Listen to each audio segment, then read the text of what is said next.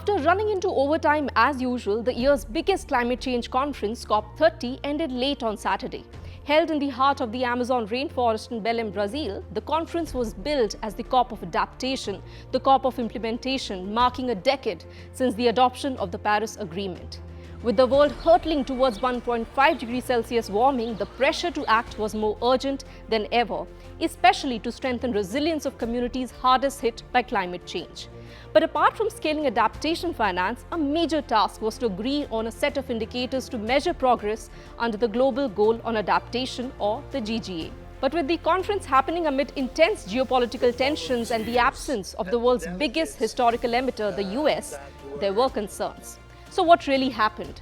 After 2 weeks of intense negotiations among the 200 countries, the COP30 agreed to a set of decisions under a muted-out text, a Portuguese word meaning collective effort.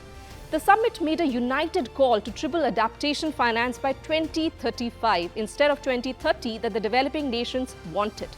The experts weren't too happy and called it a vague target, falling short of the urgent needs and far from what's needed. It was weak, definitely, with no clear baseline, lacked the guaranteed finance, and basically was largely symbolic and aspirational. Yet, it was accepted in the spirit of climate cooperation at a time when geopolitical tensions could have risked no outcome. The set of adaptation indicators agreed upon also met with disapproval from many Latin American countries, forcing the COP president to even suspend the plenary for an hour. But since the decisions were already gavelled through, the countries returned to the table with the assurance to work on these indicators next year. Meanwhile, the biggest elephant in the room, fossil fuels, once again escaped concrete action. Hardly surprising. Despite more than 80 countries demanding a fair and equitable roadmap to transition away from fossil fuels, COP30 failed to adopt it due to intense lobbying from a few petro-states. The Brazilian COP presidency tried to strike a balance and launch these roadmaps in its own capacity. But with many countries yet to submit their updated climate action targets, experts also highlighted that the formal negotiations fell short of addressing the gap in national climate ambitions. But yes, for the first time, COP30 also agreed to hold a series of dialogues on the trade within the UNFCCC for the first time, which experts said could bring attention to the unilateral measures like the EU CBAM.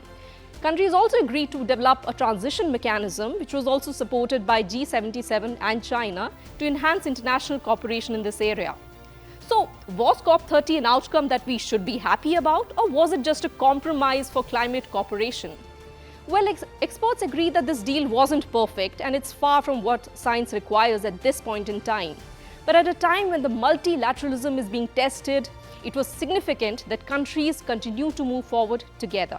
India, which had pushed for an ambitious adaptation finance goal, also welcomed the outcome, calling it a complete package, delicately crafted. The Indian delegate said at the plenary, "It's in our interest to ensure that the climate multilateralism succeeds and provides the right guidance to address global change," and complimented the Brazil presidency for achieving a delicate balance on issues with some parties holding extreme positions. So in the end, as experts say, in a year where climate multilateralism or climate cooperation has been really challenged, getting a good deal at COP30 was probably better than failing to get any deal at all.